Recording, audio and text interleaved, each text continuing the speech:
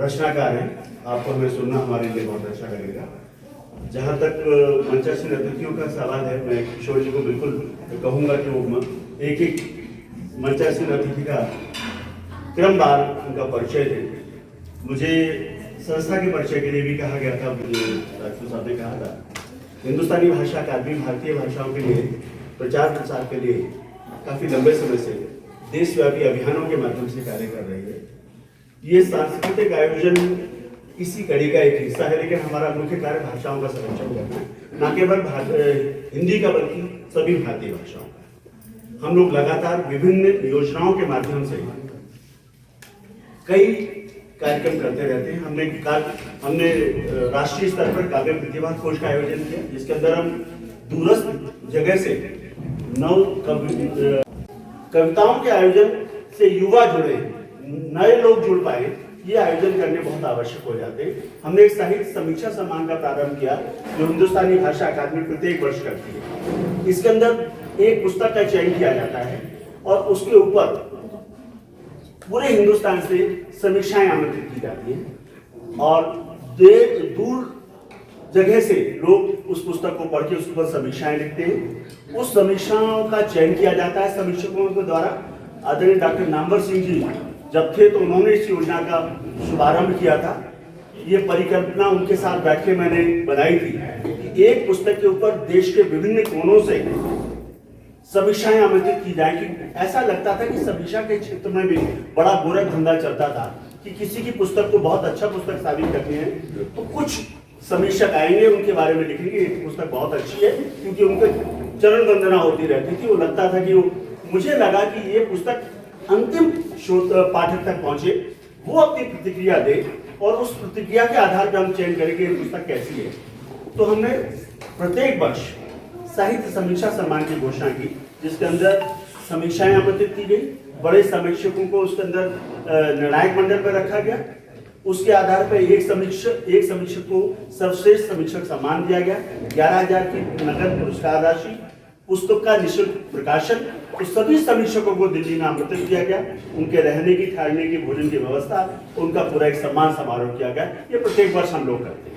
सदस्यता शुल्क और किसी तरह का कोई सहयोग किसी से नहीं लेते, ये सब चीजें भाषाओं को बचाने के लिए हमें साहित्य के साथ साथ भाषाओं पे जरूर काम करना है। हम जो कुछ सुना रहे हैं यहाँ, जो कुछ जब किताबों में लिख के आ रहा है, जो भी इसके पाठक वर्ग नहीं होगा ना तब तक ये सब, ये आज की तारीख में जो प्रकाशन होके आ रहा है वो लेने देने के काम में आ रहा है। मेरी पुस्तक छपती है, मैं आर्या जी को जाके उनको रख देता हूँ, सर ये मेरी पुस्तक आई, आशीर्वाद दीजिए। किसी और की पुस्तक आई मुझे दे देता, ना मैं इनकी पुस्तक पढ़ता हूँ ना कोई मेरी पुस्तक पढ़ता है। पाठक वर्ग है नहीं, तो हमें बच्चों के प्रति, भाषाओं के प्रति, अपनी भारतीय भाषाओं के प्रति, हिंदी के प्रति जागृति जरूर करनी चाहिए। हमारा कार्य सिर्फ कविता पढ़ देना, कविता खुद के सुख के लिए लिख देना ही समाप्त नहीं। ये मैं जरूर कहना चाहूँगा, निवेदन करना चाहूँगा। मैं किशोर जी से निवेदन करूँगा, क्योंकि कार्यक्रम आगे बढ़ना है और विषय से भटक जाएगा, तो मैं आमंत्रित करूँगा कि वो हमारे मंचासीन अतिथियों का परिचय भी दें। और इस निवेदन के साथ मैं अपनी वाणी को विश्राम देना चाहूँगा। कविता का तत्व तभी तक है जब तक सुनने वालों को उसमें रुचि आ रही है। समय सीमा बहुत आवश्यक होती है। अगर सामने वाले श्रोताओं को बहुत अच्छा लग रहा है तो आप 10 कविताएं भी सुनेंगे, लोग वाह वाह करेंगे, लेकिन उसके बाद आप जबरदस्ती कोई कविता सुनाता रहे और सुनने वाला इसलिए सुनता रहे कि मुझे तो सुनना है क्योंकि बैठना है, तो कविता का सार समाप्त हो जाता है और कवित्व तो भी खत्म हो जाता है। तो हमें इस बात का स्वतः खुद हमें अनुशासन में रहना पड़ेगा कि हमें अपनी कितनी कविताएं सुनानी है, कितने समय के लिए सुनानी है और किस तरह सुनानी है। तो मैं इन्हीं शब्दों के साथ अपनी वाणी को विश्राम देता हूँ और आपको पुनः निवेदन। बहुत सुंदर उद्बोधन आदरणीय पाठक जी द्वारा। दोस्तों, काव्य गोष्ठी का शुभारंभ हो उसके पहले एक छोटा सा कार्यक्रम है। बहुत गौरव की बात है, भूटान हमारा मित्र देश है और हम हिंदी भाषा का प्रचार प्रसार करने निकले हैं। और हमारे किसी वरिष्ठ कवि की किताब का विमोचन भूटान की धरती पर हो तो इससे बड़ा कोई सौभाग्य नहीं होता। परम आदरणीय जयसिंह आर्य जी की पुस्तक का विमोचन होने जा रहा। मैं किशोर जी को आमंत्रित करता हूँ। किशोर श्रीवास्तव जी जहाँ कहीं हो शीघ्र अतिशीघ्र मंच के नजदीक आने की कृपा करें।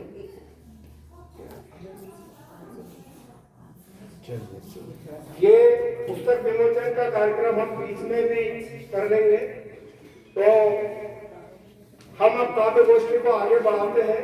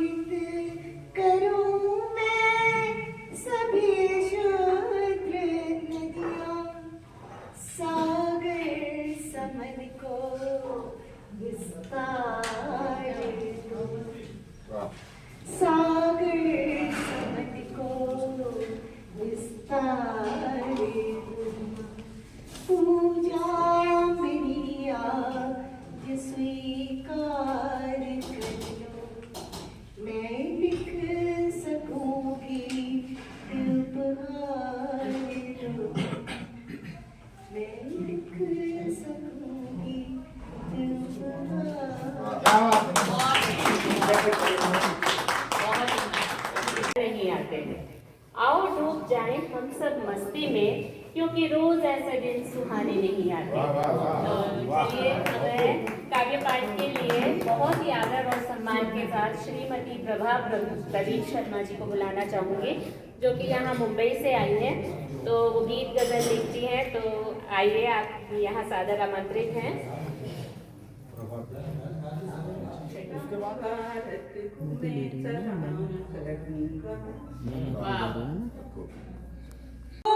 है नाकामियों में जीत हासिल है, वो अपने हार जाने का कभी मातम नहीं करते, वो अपने हार जाने का कभी मातम नहीं करते। पुराने जख्म दे करके वो जख्म नोक देते हैं, पुराने जख्म भरने पर वो जख्म नोक देते हैं। बराहम जिंदगी के बाद फिर मरहम नहीं देते, बराहम जिंदगी के बाद फिर मरहम नहीं देते। इलाजे जात करते हैं, इलाजे गम नहीं करते, इलाजे जात। कुछ लोग मिलते हैं वही परिवार हो जाते हैं, लोग मिलते हैं वही परिवार हो जाते हैं। कभी कुछ लोग शूलों से चुभे और जख्म दे जाए, कभी कुछ लोग शूलों से चुभे और जख्म दे जाए, कभी कुछ फूल बनकर हर गले का हार, कभी कुछ फूल बनकर हर गले का हार हो जाते। और इसी तरह का एक हमारे संस्था के उद्देश्य को लेकर जो आप लोग बैठे हैं, दिखे जहाँ पर प्यार मोहब्बत और कभी तकरार, तकरार भी होती है, प्यार मोहब्बत भी होता है, परिवार में भी होता है, कोई बड़ी बात नहीं है। दिखे जहाँ पर प्यार मोहब्बत और कभी तकरार, वक्त मुसीबत अपनापन हो जाए सीमा पार, वक्त मुसीबत अपनापन हो जाए सीमा पार, भांत भांत के लोग बंधे हो जहां प्रेम की डोर, भांत भांत के लोग बंधे हो जहां प्रेम की डोर, वही धरा है स्वर्ग बराबर, वही धरा परिवार, वही धरा है स्वर्ग बराबर। और आपने महसूस किया होगा जिन लोग कहाँ से आए हैं, जिनको आप लोग कभी जानते नहीं थे, कभी मिले नहीं थे, यहाँ आके सब एक परिवार बन गए हैं। तो यही हमारे कार्यक्रम का उद्देश्य। और इतने बड़े बड़े महान सारंगी की पीड़ा, सारंगी पीड़ा बहुत ही गौरवशाली क्षण है। आप लोगों की तालियों में कोई कमी नहीं रहना चाहिए।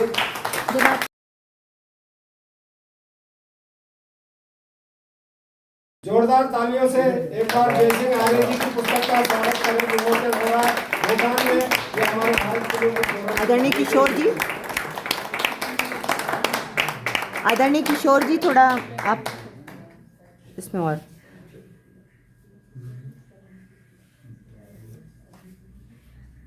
चलिए, बहुत अच्छा अवसर रहा कि हम लोग भारत से चलकर, भारत के विभिन्न शहरों से चलकर यहाँ आए और यहाँ इस अनमोल पुस्तक का विमोचन करने का सबको सौभाग्य प्राप्त हुआ।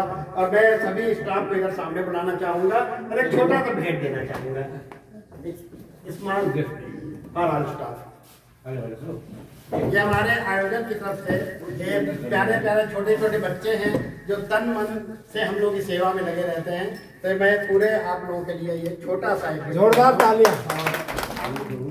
मशहूर का प्यार है, लेखनी में निखार है, लेखनी में निखार है, गीतों की बहार है और आपका दुलार है, मशारते का प्यार है।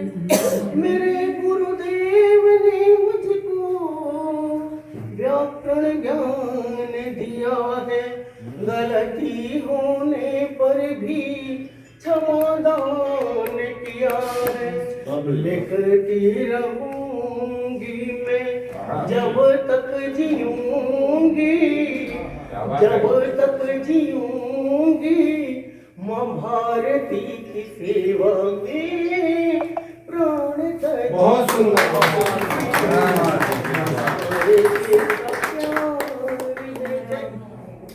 एक आगे का मुखड़ा और एक बंद कर देते।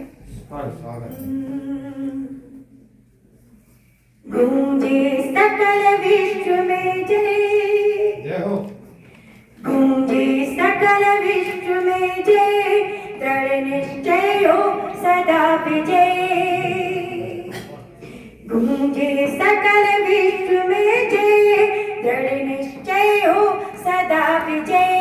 जिससे समर्पित किया हृदय, वो है मेरा हिंदुस्तान। गूंजे सकल विश्व में जय, दृढ़ निश्चय हो सदा विजय। जिससे समर्पित किया हृदय, वो है मेरा हिंदुस्तान। संस्कारशाला धरती, धरती धीरज प्रण करती, विश्व शांति हित संकल्पी, वक्त पड़े तो रण करती। निर्बल पाते यहाँ विजय, निर्बल पाते यहाँ अभय, शत्रु पक्ष के लिए प्रणय।